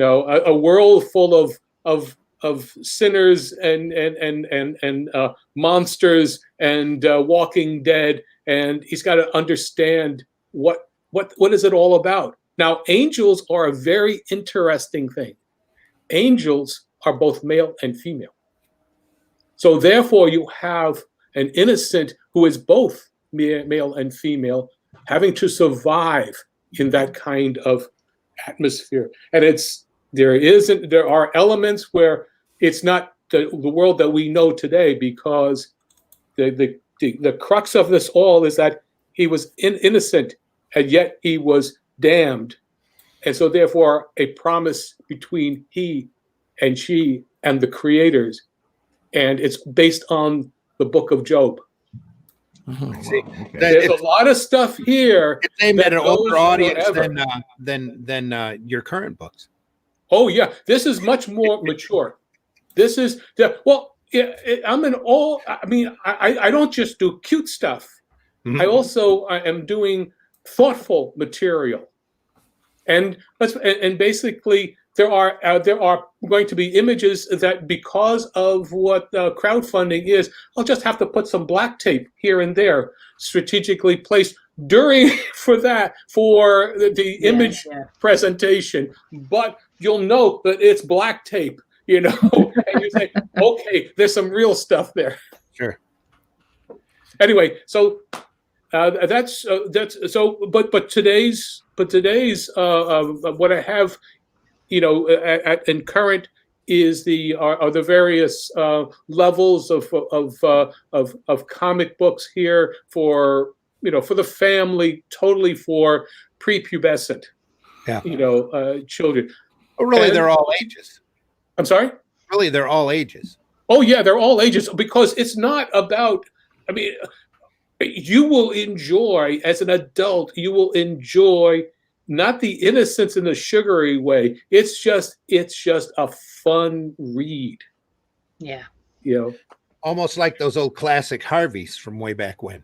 Well, yes, a classic Harvey. It's Captain Marvel. It is. Mega It's, Moose, yes. anything from the Fawcett line. Yeah. Mega Moose is Captain Marvel in a different mode, but it's just it's a superhero, but it's wish fulfillment. Yeah. Which is what all these comic books are.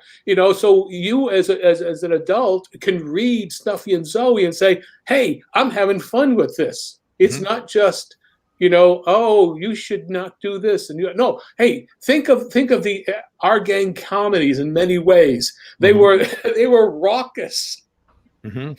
Same way with Mega Moose and Captain Marvel. It was all very fanciful, whimsy, innocence, but fantasy. Yeah. And still very entertaining.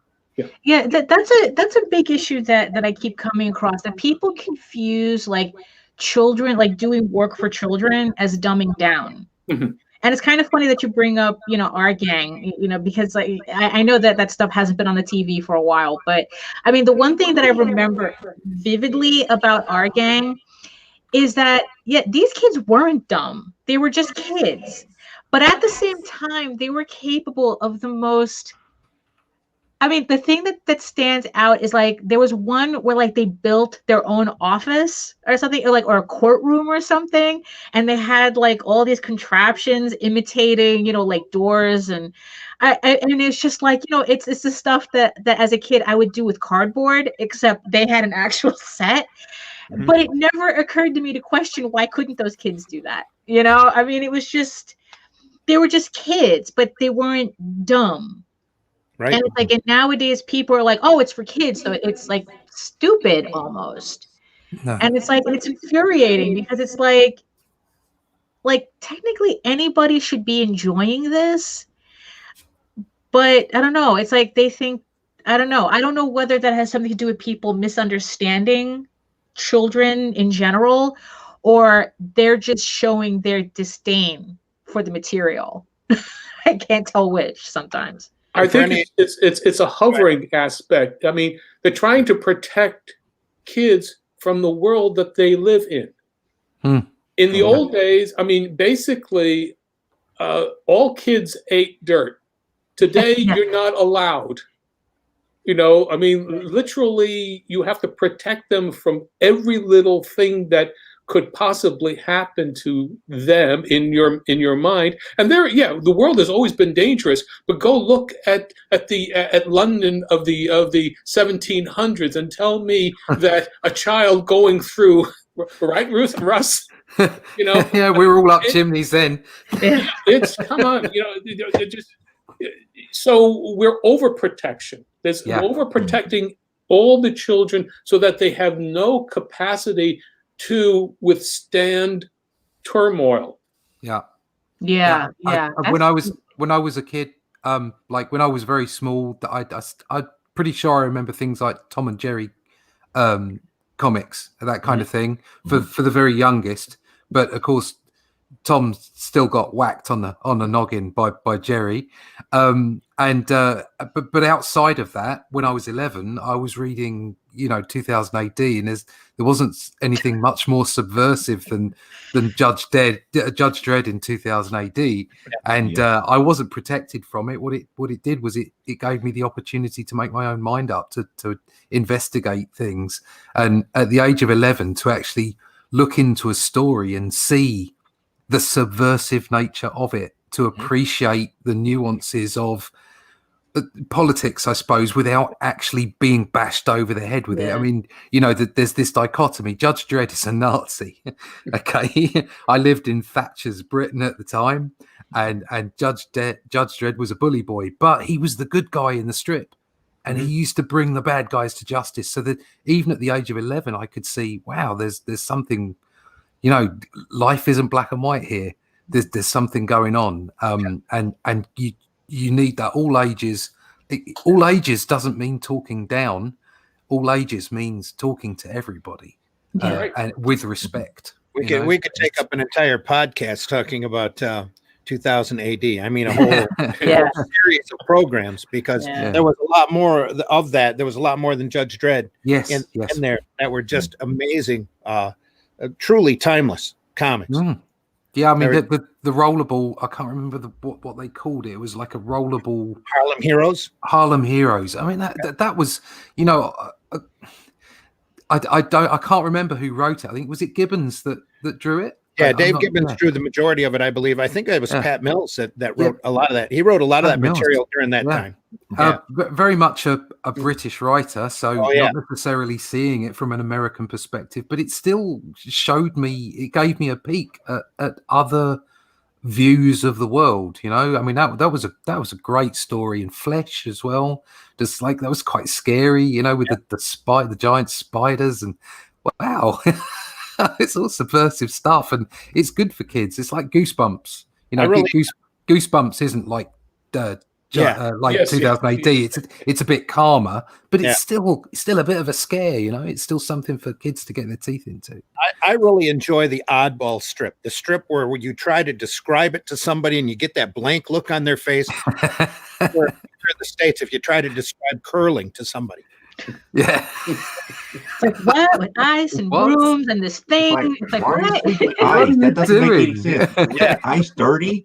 Atomic Knights from DC was like that. But one of my favorite from 2000 AD was Robo Hunter by Ian Gibson. Yeah. You try to you tell the story of that to somebody, you see that same look on their face. What? A cigar smoking baby? A big machine gun? What? A planet of robots? What? It was crazy. Just killer. Yeah. And the art style as well. Stuff. Oh, was just so unique. Gibson, I think Gibson. Ian Gibson. Yeah, Ian Gibson. Yeah. Just amazing cartoony material. Just great stuff. I mean, it's funny that you mentioned like I guess bonkers elements like that, because I kind of wonder. Do you think that there's like a change in the way people are doing in doing comics, where it's like they're so concerned about it being a Netflix deal that they try to like cater the material to the limitations of special effects as opposed to just throwing it out there? For our radio listeners, John is shaking his head like a bobblehead right now. This is a massive one. Yeah, I mean, it is. Comics are considered, and animation. See, here's the thing: animation is considered a gateway to getting a live-action movie deal. Okay, so your people, they write live-action scripts for animation. Comic books, they say, oh well, it's an intellectual property. It's cheaper to try and work out something that can be. It can be. The whole idea of TV is for basically, what's your 10-word pitch, and that's and that's what it is. Now, how can you just explain a complex, mature, or even just thoughtful concept that has to be developed for you to continue following? I mean, the whole idea of a comic book is to continually, grow with the readership. The readership grows and understands something new. I mean, a novel is basically, a character is different from starts in one way and then develops and learns and becomes something else at the end of the novel. Well, you can't do that in most TV shows because then the series comes to a halt, which a lot of British shows do because there is a limited number of episodes, and the characters do change from beginning to end. Yeah, definitely. There's a rounded story. You're not in that lost territory. It's there's not enough people just making animation or just making comics for the sake of the medium. It's like there's too many people passing through, right? And that means that there's the passion is not the same. That's not to say there aren't passionate people in comics and animation. There are, but from the top down, they're about. We've had this discussion. They're about lunch boxes and films and Netflix deals and stuff. Whereas before, back in the day, when comics were selling in their millions, the people in grey suits, the bean counters, were all about selling comics. Yep. So the passion came from the top down because make the best comic you can, you're going to sell 1 million, boy. But now it's like, no, we're not interested. Not really. To bring that back around to the 2000 ADs, if you ever get a chance to see those early issues, which I think I've said before, it's a shame that Rebellion hasn't gone through and reprinted them an entire archive collections. There's probably a rights problem that has to deal with that. I have a few. I've got like Slain the God. I've got the Judge Dredd. Oh no, the individual properties are out. Yeah, but they need to archive the individual progs and do like 6 months because they came out weekly over there. Every strip was in 5-page chunks, and there's a lot to be said for getting that small dose every week and catching up on your cereal, literally, like as if the old movie serials that we used to have here. Way back, we used to have, I should say, back in the 30s, long before even John and I were born. But that's why American comics worked so well as well. They were episodic. Yeah. But they were episodic from a perspective of you could jump in anywhere. That there was so much go from there. Yeah, there was so much crazy imagination stuffed into that that 2000 AD that it was just amazing to sit and read in segments. But you could pick up a Spider-Man comic in the 80s. You could pick up a Spider-Man comic and you didn't know the story up until that point. And you could pick the comic up and you could maybe run with it for 4 or 5 issues and then drop it and get something else. And you have an arc almost, and you have episodic content. And then if you wanted to, you could go back and get the previous issues, but you didn't have to have everything. Yeah. And you didn't have to have, it'd be horrible here. You didn't have to have some editorial at the start of the magazine to say this is what happened last issue. You know, like it was organic. It worked, and that's kind of what's missing, I think. It really is. It really and just the level of imagination in general. Hi, Mike. I'd like to tell the radio listeners that Michael Oden has joined us, and he's been patiently sitting there listening to all of us jabber on. Hi, Michael. How you doing? Hey, it's good to be on here. Thanks for having me on, Randy. It's good seeing everyone here. Always a blast coming on the morning. The breakfast buzz. Still kind of waking up my own self. I've had 2 cups of coffee, so I can't have any more without completely messing up my day. No, I mean, it was great listening. Like, this is all stuff that I really like talking about. I mean, obviously this is one of the big things with coming on to Breakfast Buzz. You guys always talk about all this great stuff and talking about the whole thing of, I feel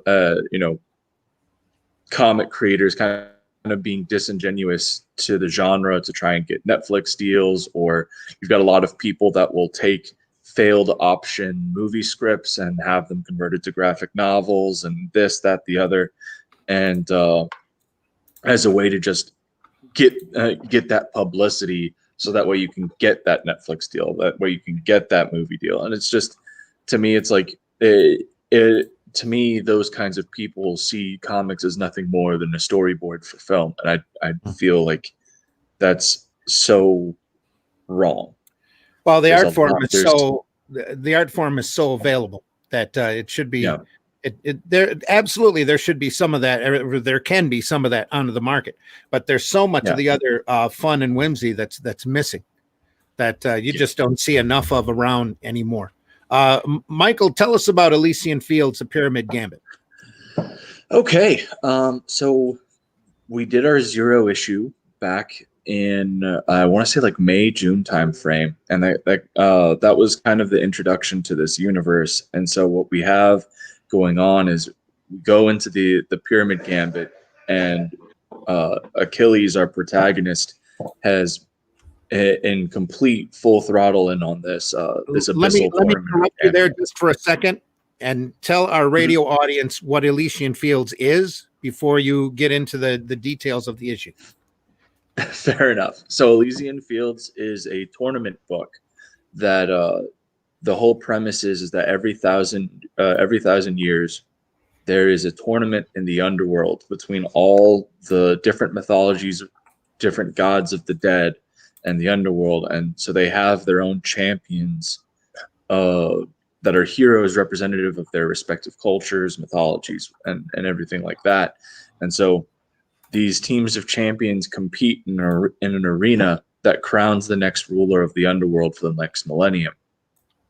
And so Elysian Fields has Achilles being the newest member of Team Hades, and fighting alongside Theseus and Heracles to win Hades back his title as Lord of the Underworld.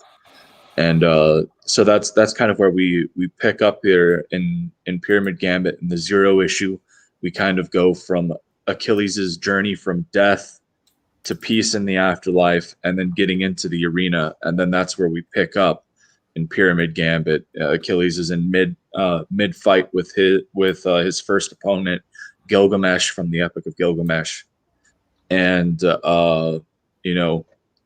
he kind of proves his mettle in the tournament, and then it's him moving forward, and doing so reluctantly. Hades is kind of bribing him to keep him around. But so you've got this new Team Hades with Theseus, Heracles, and Achilles, and there's a lot of growing pains there, conflicting personalities and what have you. And then their first full round in the tournament together, they're going up against Team Osiris's champion Imhotep, who has never been beaten directly before in the arena. Most people just kind of bribe Osiris with something that he wants to get around it. So Osiris kind of rejects the bribe Hades puts forward to him, and so now they're stuck dealing with this foe that's never been beaten. And so that's where we're going in Pyramid Gambit. Awesome. And the other big thing that we're doing with this, and I know I've talked about it almost ad nauseum at this point because I've been on a lot of streams. You never know. You never know how many new people you have listening. I don't have the numbers in front of me now, but I know that we're on Indie Volt Radio. We're being heard all around the world. So yeah, I'm sure there are folks out there who don't know what your book is about, Mike. Yeah, and I wasn't even talking about that. Is what I did want to mention is we do have that partnership with the Special Forces Charitable Trust, and so the way that works is every single tier that has their logo on it is a tier that donations are going to them. So for the basic tiers, which are the whole enchilada, and the support our troops tier, $10 of each one of those is going to this organization that not only helps the veterans of that community, but their families. And that was something that really resonated with me, because I feel like as important as it is to support the troops, their families put just as much on the line by, coming to terms with the fact that any time that they go out that door to go defend this country, their families, friends, everything that they hold dear, there's a chance that that person might not come home. Mm-hmm. And so that was a really big deal for me. So as I said, those basic tiers, it's $10 per purchase goes towards them. And then we have Justin Hunt did a pinup for that tier, and his original artwork is for sale as well. And 100% of that price point will be donated to the Special Forces Charitable Trust as well. Cool. So that perk tier comes with a special edition of the book with a variant done by Ted Lehman and Farah Nurmaliza. The pencils and inks are up there right now. Farah is busy up until November, so we won't have that finished color until colored cover until much later on. But I wanted to make sure that it was up there so people could see what we're going for. And then you get this this pinup that as I said, Justin Hunt is doing. And if you get in during this initial campaign window, that pinup will be signed and numbered by Justin Hunt. Cool. And then you get a unit patch, and that was designed by Justin Hunt in a challenge coin that will have that same design. And Justin actually sent me that unit patch here today, or actually, I guess it was technically yesterday, but I figured. Yeah, it's not up yet. I literally just got it, so I haven't had a chance to upload it, but I do have it here, and I was thinking that I could share it with you guys live on stream. All right, let me swap out here. If you were okay with that. Oh, an Indie Vault exclusive. Yes, I like to do a lot of stuff for the for Indie Vault. They have done a lot for me. My first. You're on the screen now, Mike. No. Okay, let's see. Well, it's actually a screen share. Pull it up. So, okay. Yeah. All right. No problem. Because he sent me the why did it go away? All right, there we go. He sent me the file digitally so that I could send it into the patch company and everything that's going to be making our unit patches and the challenge coins.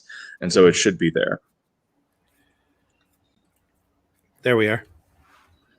Yep. And so what we have is in the center we have the very famous mythic creature Cerberus, who is the guardian of the gates of the underworld in Greek mythology. This Spartan shield that you have there with, if anyone's familiar with Herodotus, the come and take them term that Leonidas said to the Persian emissary at Thermopylae, which has become like a big thing in not just obviously the classical community, but the military community as well. So that is the unit patch that you guys will be getting. On the unit patch, it will be subdued, and what that means is it'll be a like almost black and white kind of color scheme, like what you see here. The idea of subdued patches was when you deploy, you don't want these like bright, colorful unit patches on your uniform because it stands out, and that's something that goes against your camouflage. So when you would deploy, you'd have a subdued patch, and so that's what that'll be for that. And then we have a color scheme to send in for the challenge coin that'll be like a bright and vibrant colored one. And then on the opposite side of it, you will have the Elysian Fields logo. Cool. And again, that's Elysian Fields, the Pyramid Gambit over on Indiegogo now. There is 22 days left on your campaign. You have 37 backers, and you have passed your flexible goal. Yeah, we did. We hit 2K really quickly, and we're really grateful, and we want to keep pushing. Our next stretch goal is at 5K, and it unlocks trading cards by Luke Stone. Awesome. So, okay. Great. Let me catch up here on the chat here for a second. Glenn Ford says, thanks, Randy. I'll have a look around. Please do. We're talking about taking a couple hours at your local retailer. I'm heading out. Glenn, sorry I didn't get to this sooner. If you can give me another shout out, Randy, and have a good show. Glenn Ford does some great toy reviews. I think you can get a hold of him over at YouTube. Just I'm sure if you type in Glenn Ford, it'll probably pop up. I honestly terrible with names. I don't remember the name of his toy review channel right now, but it is a lot of fun. Steve Farabee says, rescue that book, get it out of a slab where it can be enjoyed. I think he's talking to you, Joe. Yes. He's But talking. I'm sure you have other issues, other copies of it that are out and about, right? Not I all think of I them. have one left for sale, and that Oh. one is like Oh. $50. Well, then, yeah, you're going to want to save that one because there's Mhm. books I don't have any of left that I've done that I wish I'd have kept a case or two, and other books I've got multiple cases of that I wish I only had a case or two of to move on. Finally, Dreaded Dinosaur says, "Good morning. Saw the proof of Roddy Piper, and it looks sweet." So close. Absolutely. Eric's been working on Roddy Piper, the Kilted Avenger, Huh. for quite a while now. He's got the campaign for that, and it looks really sweet. He's been working on it real hard, trying to get that done and out to the printer for quite a while. And right now, finally, last but definitely not least, we have Andrew Peatboy joining us. Give me a second to get coordinated here, Andrew. Let me knock that out and bring you in. There you are. Andrew, how you doing? Good, good. So Andrew, have you slept yet? Because every time I see you, you're on a podcast. Well, I'm working hard to make this Kickstarter, happen There you go. and work well, so if anybody wants me on, I'm trying to make my schedule work so I can be there, There you go. And that's what you have to do. We only have a few minutes left, Andrew, but I wanted to make sure that you got on and folks got to see your Kickstarter. So let me switch that over here right now. Okay, great. Yeah. So yeah, we're sort of on the running into the second half now. Past the halfway point on this the other day, and it's going pretty well. But I'd love to see it do even better. This is for the adventures of Simone and Ajax, the wacky adventures of a 20-something girl and her best pal, a small little dinosaur. See, you promote enough, you start losing your voice. Right. Yeah. And I can send them any time or place I want to send them. So in this book, they have a pirate adventure, a Western adventure. They go to Transylvania and meet up with werewolves and vampires and Frankenstein monsters and things like that. And an Ajax hard-boiled private eye story, because of course he really does look like quite the little tough guy. If you like things like Bone and Cerebus, in the early days, and Carl Barks, Donald Duck and Uncle Scrooge comics, this kind of thing might be for you. If you're looking for something deep and meaningful, this is probably not it. If you're looking for something fun and kind of silly with a lot of really bad jokes and little references to old movies, this is it. I've been working on this. I've been working on Simone and Ajax on and off now for 30 years. This is their 30th anniversary. And so I thought now, when the world could definitely use a few more laughs, a little more fun than what seems to be out there these days, I figured now was the time to bring them back. And Andrew, I'm sorry, but I should have had you introduce yourself to our radio audience. Oh, okay. Yeah. Well, yeah. I'm Andrew Peatboy. I am probably best known for working on Fables at DC Vertigo for about 10 years. I worked on the Simpsons comic books for about 18 years. But I've done a little bit of everything. You name it, I've probably worked on it at some point. Did a lot of X-Men stuff in the 90s, long runs on Sonic the Hedgehog, Scooby-Doo, Robin, many other comics. Probably best known as an inker for a lot of the superhero books, also writer and artist on various other things. I drew the Little Orphan Annie newspaper strip for a while and redesigned that. Guest drew the Dick Tracy newspaper strip last year. And also known for a lot of work at Archie Comics, writing and drawing Katie Keene for them for a while on and off, and as well for drawing a lot of covers for them, especially for the Afterlife with Archie series with the zombies. Yeah. So that's where you may have seen my stuff before. But behind all of that, all these years on and off, wherever I could, I've been continuing to work on my very favorite project, which is my own creation here, The Adventures of Simone and Ajax. So it's been 10 years now since the last time a book came out with them. IDW did a collection of them back in 2010 from the online series that ran at Comic Mix. And I've been wanting to do them for a while.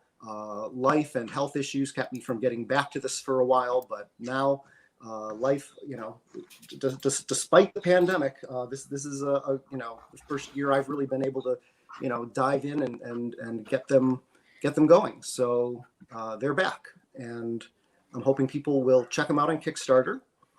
It's the three easiest ways to find them are going directly to Kickstarter and searching either for me, Andrew Pepoy, P-E-P-O-Y, or looking up Simone and Ajax, or the bit.ly link to that, because of course those are easy to remember, is the bit.ly link is bit.ly/Simone and Ajax, and that's Simone with an E. Or just check out go to either of my websites, pepoy.com, P-E-P-O-Y, or simoneandajax.com. And the first thing you'll find as soon as you hit both those sites is either a pop-up, or you'll see a little link up in the upper corner where you can just click on it and that'll take you directly to the Kickstarter page. You have original art for sale, and there's I all do. sorts of tiers for the campaign. And one thing we want to point out is that this isn't just a small comic here. We're talking 128 full color pages, some great stories. A lot of, just take a look at the campaign. You can see the vibrant color, just a beautiful looking work. Yeah, it's 128 pages. Over 100 pages of it is brand new comics. The rest of it is a bunch of other fun bonus material, like things people just haven't seen that I've done drawings of them for other projects, or my Christmas cards that only I'm usually sending out to my friends. As you just showed the image there, it's now a hardcover because we met the first big stretch goal that I wanted to meet, which it started out as paperback, but I really wanted to see this as a hardcover. So it's now a hardcover with no extra cost to the backers. And and now we've got some spot UV. We're inching towards our 5th stretch goals, which will, if we hit that, every backer is going to be getting, every physical backer that is going to be getting 5 extra prints. And we have other bonus goals coming up. But as you said, there's a lot of reward tiers. You can buy just the digital edition for $10. You can buy the book for $30, the standard book for $30. You have the options to get it signed or with a little doodle in it. There's a commission level. There's a commission level as well where you can have me do convention style commission for you. You can buy original art. This is the very first time I've ever sold Simone and Ajax original art in the 30 years that I've been doing this. So I'm offering the 4 digital issue covers as part of that. And that reminds me that, if you are backing it and you're thinking, oh, gee, I'm going to have to wait till April of next year to get to read any of this. Well, no, you're not. What I wanted, one of the things I picked up from one of my other favorite Kickstarters, Dan Parent and Fernando Ruiz's Die Kitty Die, which I also work on as well, was that they, along the way, as they're getting it done, deliver 4 digital issues along the way to the backers, so that because it's going to take 6 months for this to actually, for me to wrap it up, get it off to the printer, and get it back from the printer and in people's hands. So as soon as I can, I'm going to start delivering a digital issue telling each of the 4 stories, so that way they get to read it while they're waiting. Sweet. And of course, lots of lemmings. Lots of lemmings. Yes, you'll realize, as you read it, you'll realize these little lemmings keep showing up here and there. They started out as just a gag in a Christmas card, 30 years ago, and much like Simone and Ajax, who also started out as just little doodles or something in that weren't planned to be anything particular, they sort of just kept showing up and sort of took on a life of their own. So I've kept including them, and now the lemmings act as sort of the Greek chorus for this. They hang with Simone and Ajax at home, occasionally join them on their adventures, and occasionally rescue them, because, as is pointed out occasionally, how did the lemmings know there was trouble? How did the lemmings know this? Lemmings always know. Not explained why, but it's probably gonna be a T-shirt at some point. Lemmings always know. Okay. Yeah. So like I said, lots of reward levels. Hopefully something anyone could be interested in. That'll grab their attention. And and there's previews as well. If you're wondering, well, what is this kind of like? If there's a link from the campaign page, or you can just go directly to the SimoneandAjax.com page, and there's previews link. And the first 2 stories in the book, High Seas Hijinks, the pirate story, and Trumbull and Tumbleweeds, the Western story, I've put up the first 6 pages of each story so that you can get a taste of what it's kind of like. And the other thing I'll mention is, like, you're thinking, oh, they've been around for 30 years. How am I going to get into them like this? Well, every story I try to make a standalone story. So you don't have to have read anything else by them to just sort of dive in and have some fun with them. Within the first couple pages, you'll get the hang of who these characters are and what they are and what they're like. And you don't have to have read anything else. And you can just hopefully dive in have a ridiculously silly time with them, doing bizarre little things. And I just, I'm having so much fun doing this, and I'm hoping that that'll show, other people can see that and have some fun as well. Sweet. Absolutely. Yeah. Fantastic product. I've already bought in. Can't wait to read it. It's Yeah. Kickstarter is going to make me broke. Yeah. I can honestly say that. Yes. Kickstarter and Indiegogo, we're all going to be broke. But that's the whole idea. There's so many fun, great independent alternative projects out there. And I want to thank everybody for being with us today. I hope all of our viewers and our listeners have gotten an idea of the scope of things available out there. All of us all have our own crowdfunding campaigns, except me, but that's coming. Out there with stuff going on. For our radio listeners, we just had Andrew Pepoy on for the Adventures of Simone and Ajax that you can find on Kickstarter. Please go over there and take a look at that. Take a look at Andrew's link. Take a look at those vibrant colors. The great. It's going to be a great product and a great book when it comes out. And like I said, I can't wait to read it. Andrew, thanks so much for coming on again and telling folks. Never get tired of you being here and promoting. So I appreciate it. Yeah, and I'll just mention real quick, you can also find me on Facebook, Twitter, and Instagram. Andrew Pepoy. Just Google that when you're looking at it. So that was going to be my next question. So yeah, Facebook, you're around. So yeah. And all right, it's time for us to start closing up shop. So we should ask Michael. Michael, where can folks find you? You can find me on Twitter at ElysianFields_0, or you can find me on Facebook under 9 Realms Publishing. And then you can find us on Indiegogo, Elysian Fields of Pyramid Gambit. We're at 2,300, almost 24. Help us get to 5K. Let's hit it and keep going. Absolutely. That's Elysian Fields, the Pyramid Gambit. Take a look at that book. Sounds like a lot of action, a lot of fun. You already have kicked out an issue 0, right? Of yes, Elysian we did. That's also available on the campaign. We have a limited print of the holofoil. Yeah. You also have a limited cover of done by Scott Rosema.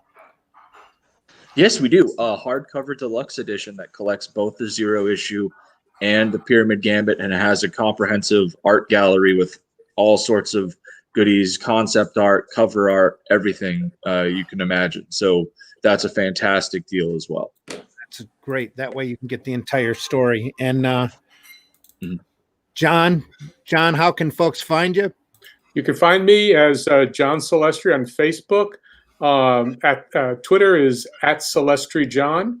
Go to Indiegogo as John the Animator Comics. Same way with Kickstarter. It's John the Animator Comics. And so you'll find me there. Kickstarter you just started up, right? The Kickstarter is I started about a week or so ago. So we still have about 19 days or 17 days left, or yeah. So, but with the Indiegogo, it's only 17 hours left, and so if you prefer working with Indiegogo, then go to that one, and find your comfort level for comics. And also, if you're looking for an original Boba Fett sketch, that's my top tier and includes all 5 books in the John the Animator line. That is right there. That's the super duper mega pack. Yep. Can't wait. Thank you so much for being on the show today, John. Thank you. Appreciate you stopping in. Russ, where can folks find you? You can find me on YouTube as Comic Book Black Belt. You can find me at russleach.com or comicbookblackbelt.com. You can find out more about my book at onlydeathcansaveus.com. That's the name of the book. Thanks everyone for backing so far. Thanks for sharing. Thanks to everyone on your streams. Totally blown away by the support. If you want to back the book, go back at Indiegogo. And I'm going to be making some stretch goal announcements today to add in some stuff for all those people that are backing. You can also find me on the Twitter, on the Facebook. You can find me on the Instagram and on Parlay when it works. And believe me, there's a lot more to come from this property. This is only book 1. Keystone, you're going to see a lot more of this as you go along. And now is the time for you to get in on the ground floor on this book. Very professional, just incredible, polished product. Russ, thanks so much for being on. Thank you. Thanks for having me on. Thanks to everyone. Thank you. Anthony, where can we find you? Well, if funny animal fantasy is your thing, go to talltalesonline.com, TAILS, and sign up to get your first 3 issues of Tall Tales in PDF format. And while you're on the website, you can check out the link to my House of Bob Kickstarter, which is literally in its last hour. And I reached the $2,000 goal, and now everything's just pure gravy at this point. And every backer I'm putting in a raffle to win this original artwork right here. It's my Rocket Raccoon Barbarella mashup. So head on over to talltalesonline.com and check everything out there. Now, is that Rocket Raccoon or Rocket Raccoon? Rocket, yeah. It's yeah. We're calling her Rocket. She's a Barbarella Rocket Raccoon smash up. Awesome. All right, and thanks so much for joining us, Joe. Yes. Thanks for being here. Your book is Amazonia. That is correct. How can we find you? You can find me on Facebook as Joe D. McPhee. You could catch us on our company webpage, which is agencystudios.com. If you could also catch the actual Amazonia #1 10th anniversary edition on Kickstarter right now. We got 17 days left. We did hit our goal here, but we're in stretch goal territory here. We would like to give you guys more on this Kickstarter. So if you can back us, and I want to thank those 22 backers that we have as of right now for backing us as of right now. But if we do get to that $1,000 mark here, I really want to give the people that 10th anniversary version cover of issue #1 as well here, because that was going to be a freebie for all backers if we hit the $1,000 mark here. So think about that. And we also giving away free prints based upon backer milestones, and we're only 3 backers away from that one. Awesome. And everybody out there listening, we want to tell you how deeply we appreciate you.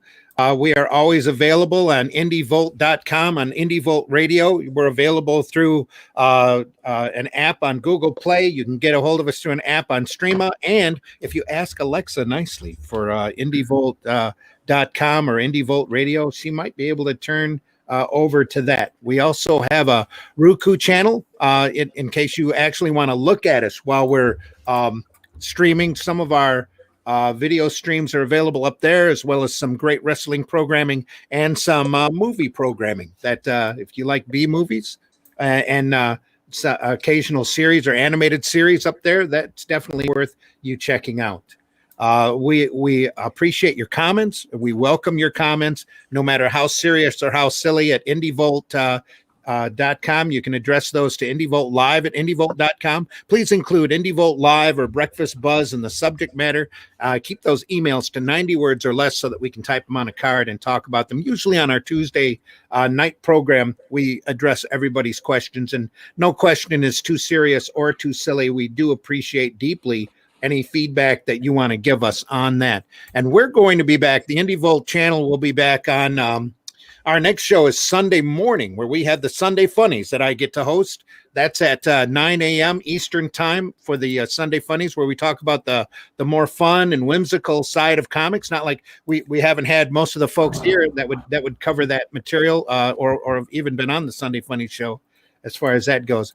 Plus our Tuesday night broadcast at 9 p.m. Eastern, where we that's our standard broadcast, where we take and field questions and get into the more meat and potatoes part of producing alternative and independent comics. We also have the Geekgasm show that's run by the Indie Princess, usually on Wednesday, whenever they're healthy enough to continue it on. Again, they didn't have one last night because Varian was really not feeling well, and Krista just couldn't get enough time together in order to do a show like that. And we wish and hope that Varian is doing well and getting better. And there will be, I'm sure there'll be status updates on that on his Facebook page, on the IndieVolt channel page, on the Indie Princess page. And you can find me, Randy Zimmerman. I'm on Facebook under Randy Zimmerman. I'm on Twitter under Randy Zim. I don't twit very often, but when I do, that's where it's at. You can find me on the Zim Geek channel here on YouTube also. And just like Indie Volt, please go over there, like and subscribe to both mine and Indie Volt's channel. Eventually, we're going to get 1,000 subscribers and get funded so that we have to worry about the content that we feature on these programs and try to keep ourselves from being demonetized. It's going to be a battle, but we're looking forward to it.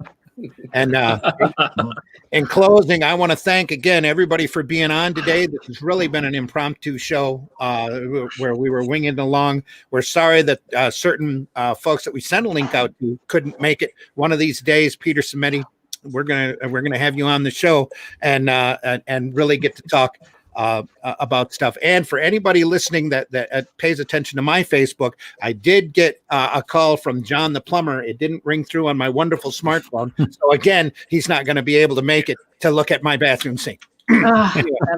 Wow. Very angry. Very angry. So who knows? Sooner or later, I'm going to have a bathroom sink that actually drains.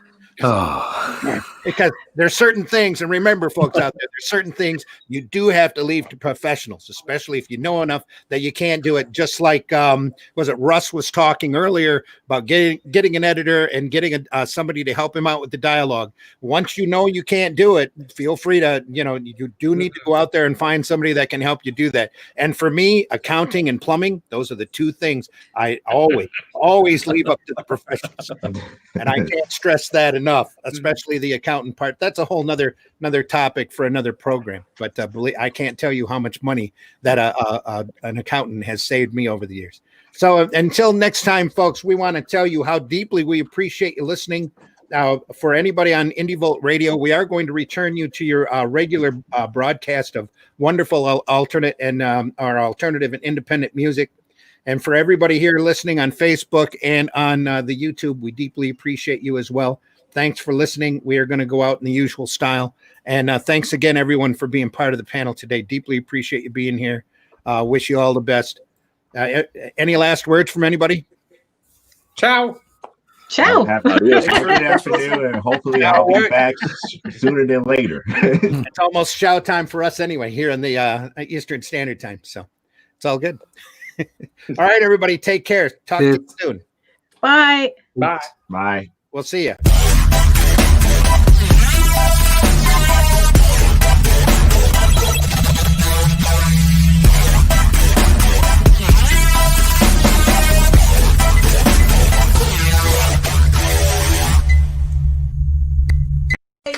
Yay!